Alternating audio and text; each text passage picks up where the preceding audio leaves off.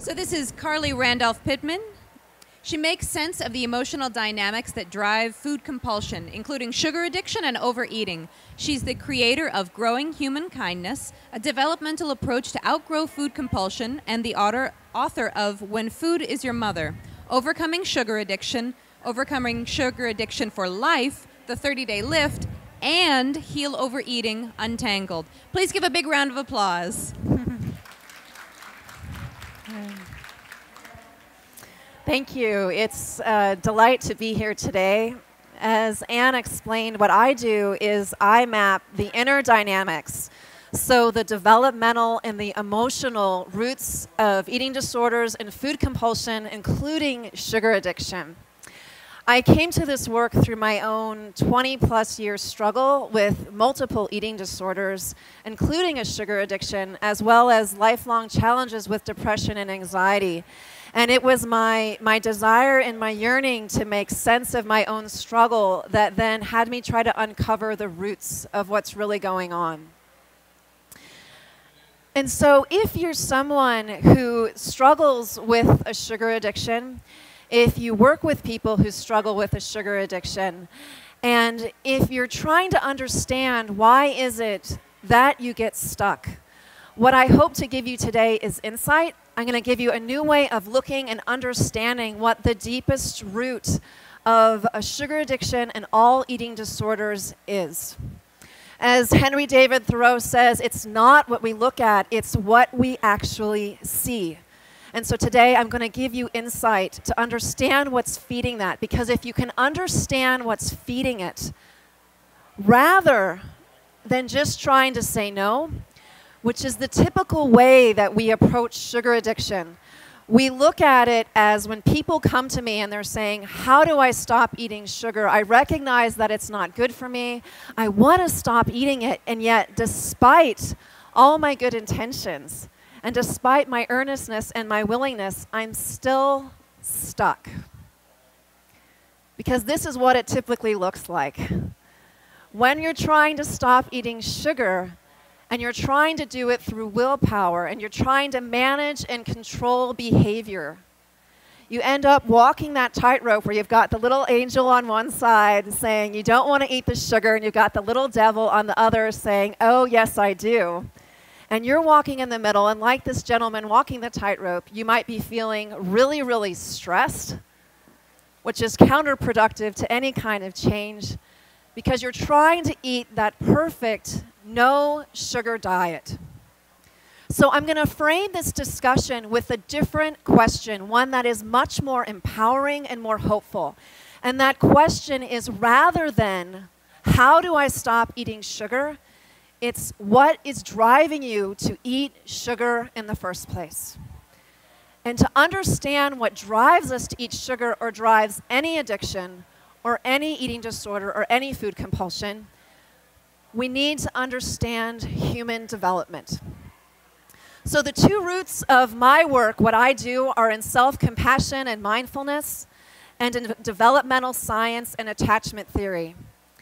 And what developmental science has uncovered is what all artists and spiritual traditions and mystics have intuitively understood throughout the centuries. And that is that our deepest need as human beings is for connection. Connection in all its forms. And the study of this in developmental science is called attachment. And those who study it are called attachment theorists. Attachment is your preeminent need as a human being. From the cradle to the grave, this is not just about baby bonding. It is not just about the child and the parent attachment relationship, but rather, throughout your whole lifespan, your primary drive of your behavior is seeking contact and closeness in all its forms. Love, warmth, belonging, mattering, to feel understood, to feel connected, to feel known from the inside out. These are your deepest needs as human beings. And it is these needs that are preeminent. So they're our preeminent need, they're our primary drive, they trump everything. So that's the first thing that you need to know about attachment, is that it trumps all your deepest needs. And the second thing you need to understand about attachment is that it actually shapes your development. After World War II, they actually looked at babies whose entire physical needs were met. But in the absence of attachment, they showed what is called a failure to thrive. The mortality rate was off the charts. Many of these babies actually died. Without attachment, our development is stunted. Dr. Dan Siegel, he calls this the neurobiology of we. Our relationships actually shape our very biology. They shape our very biochemistry. They shape how we respond to stress, and they shape how we regulate emotion. So if our deepest need is for attachment in all its forms, for contact and closeness, our deepest suffering, the source of our deepest pain, is separation. Whether you're talking about physical separation, this is why we sadly torture people with solitary confinement, which is why it's so painful. Whether you're talking about psychological separation, whether you're talking about emotional separation, whether you're talking about spiritual separation, it is our deepest suffering, and it leads to the stress response. They can measure in babies and in infants, when they experience separation from their caregivers, they can measure the cortisol in their bodies. One of the deepest ways that we experience separation on a daily basis is all the ways that we judge ourselves. Because whenever we judge ourselves, whenever we judge our experience, we feel separation. And that separation is the deepest suffering that we can experience. It is what underlies all addiction. And this is where the psychology and the physiology of sugar addiction intersects. I'm sure that you all have heard about the impact of sugar on neurotransmitters like dopamine and beta endorphins and serotonin. And what we know, the reason sugar is so powerful, the reason all addictions are so powerful, is that they are biochemical substitutes for our attachment needs, for what we are actually meant to be satiated in relationship, whether that's relationship with ourselves, relationship with others, or relationship with life. That is where those needs are meant to be satiated and to come to rest. But in the absence of that attachment, we can seek out substitutes. The sugar works for just a little bit.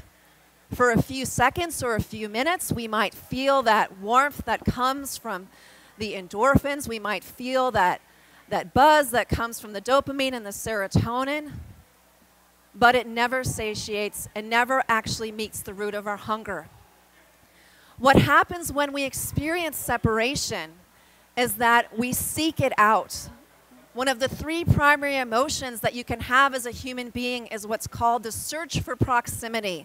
It means whenever you're experiencing that separation, whenever you're experiencing that lack of attachment, you go and seek it.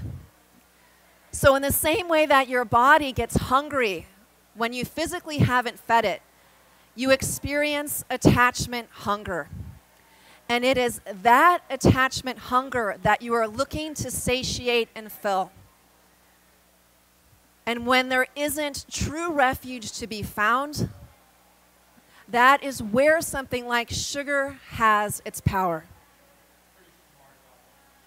So I titled this presentation, When Sugar is Your Mother, and it's based on my newest work that I just released, When Food is Your Mother. And I use that language intentionally because in my work, the hundreds of stories that I've heard from men and women struggling with sugar and food addiction and eating disorders, this is what I saw and this is what I heard.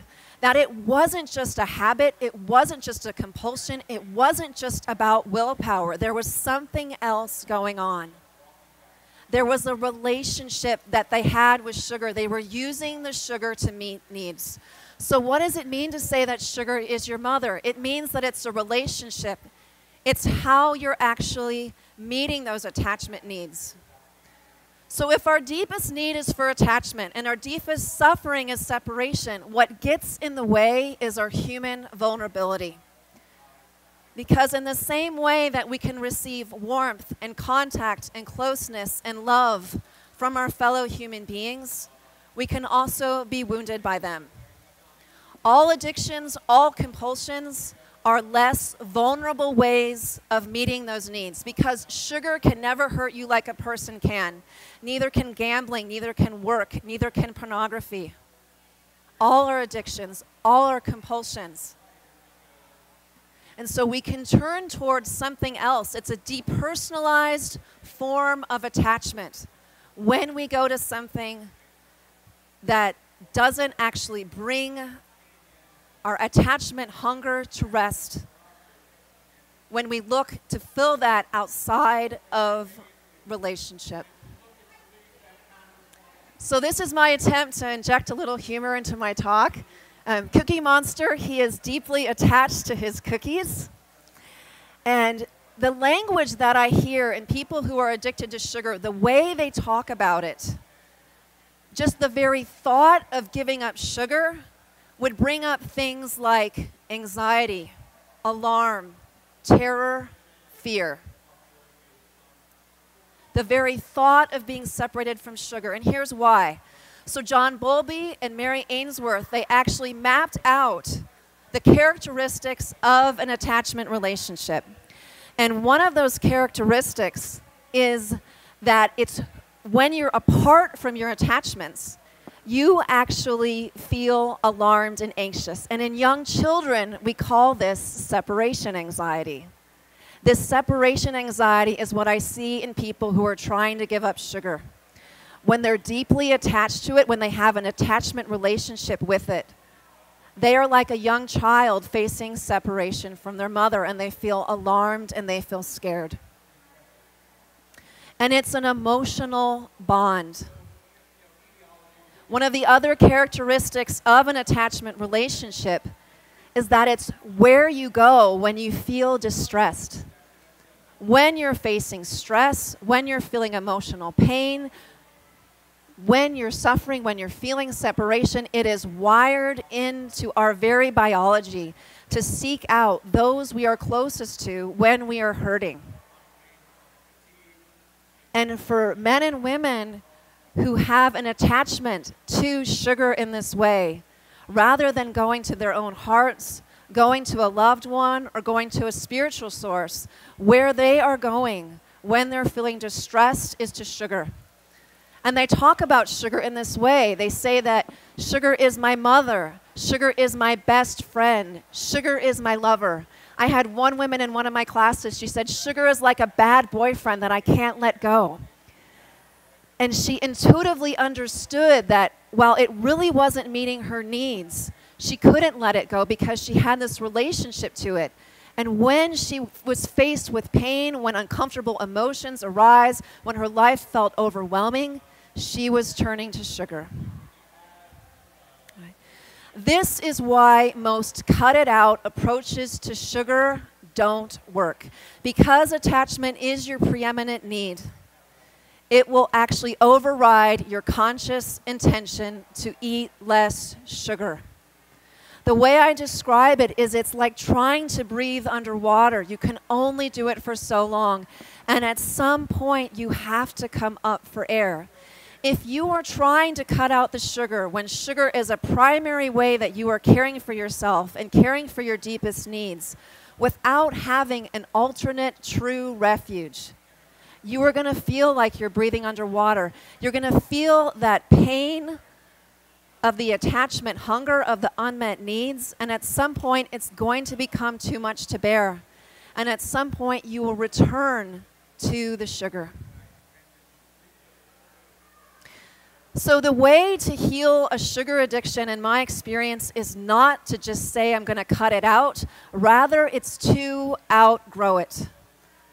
If you study neuroscience, neuroplasticity is a form of grace. And what it tells us is that no matter what has happened, no matter how much development has gone awry, that there is the possibility for growth and for change. I don't believe that eating disorders and sugar addiction have to be a lifelong sentence or a lifelong disease that you have to manage or control. It's actually something that can be outgrown. And the way that it is outgrown is to replace the attachment, the refuge that you are finding in sugar or whatever addiction or eating disorder or food compulsion it is, and to find refuge where it actually satiates. And you find that refuge in 3 places. It's right here, in your relationship with your own self and your own heart. You find it in relationships with loving others. And you find it with the very ground of our being, however you define that for yourself, whether it's God or the divine or life or source or loving presence. That is what actually puts the attachment hunger to rest. It's what finally fills the emptiness that we experience right here. So this attachment, it does 2 very important things. That source of secure love that we can find in our own hearts and in others and in life itself, and actually, rather than just trying to manage the pain of unmet attachment needs, you actually satiate them and fulfill them. And in the relationship with yourself, this is where the practices of self-compassion and self-acceptance and loving kindness, why they are so powerful. Because if you have a secure refuge right here that is always available, then you are no longer experiencing separation. Montaigne said the greatest thing in the world is to know how to belong to yourself. That is true refuge. And to find refuge in others, it's one of the most vulnerable things we can do, to reach out when we're hurting, to seek it in other people, people who can actually look us in the eyes and meet our needs in the way that sugar and addiction never can. Mother Teresa said, if we have no peace, it's because we've forgotten that we belong to one another. We belong to one another. And in finding that refuge in the very ground of your being, to know that at your heart you belong, that you're a part of the web of life. So it actually satiates these attachment needs. It heals the source of your deepest suffering. But it does something else that is quite powerful. And this, to me, speaks to the very intelligent design in the world. Attachment fosters development. Attachment is actually the container and the web of growth. For any of you who are gardeners, you already intuitively know this, because when you plant a seed in the ground and it develops roots, those roots are what enable it to grow. In the same way, it is attachment and our roots that enable us to grow and to fulfill our human potential. On a brain level, what attachment does is it moves your brain from defense to growth, because your brain can do one of 2 things, and it can do one at a time. It can protect you or it can grow. And in the face of too much separation, in the face of too much vulnerability, in the face of too much wounding, in the face of too much shame and judgment and stress, your brain cannot grow. It moves in that protective space. And what secure attachment does, it actually flips a switch in your amygdala, and it moves you from seeking proximity, from seeking attachment. It moves it into growth. You move from the sympathetic to the parasympathetic nervous system. You move out of fight or flight. And this is where we're able to flourish as human beings. So it is through attachment that you're able to find a new response and a new way of being. It is attachment that leads to this maturation process. And the fruit of that maturation process are new ways of responding to your internal environment, all your emotions, your thoughts, your needs, your feelings, all your human messiness, as well as your external environment, the triggers, the stressors, your outside relationships. That is how you're able to find a new way of responding where you're not honoring that impulse to eat sugar. So you heal a sugar addiction by growing out of it, by healing your need for it through attachment, and by supporting this maturation process. Because here is the root understanding of every addiction and every compulsion, including a sugar addiction. No matter how much sugar you eat, if your addiction is to work, to fame, to money, to power, no matter how much of that you get, it never satisfies. It never satiates that attachment hunger. And it is through this maturation process that you are able to put it to rest.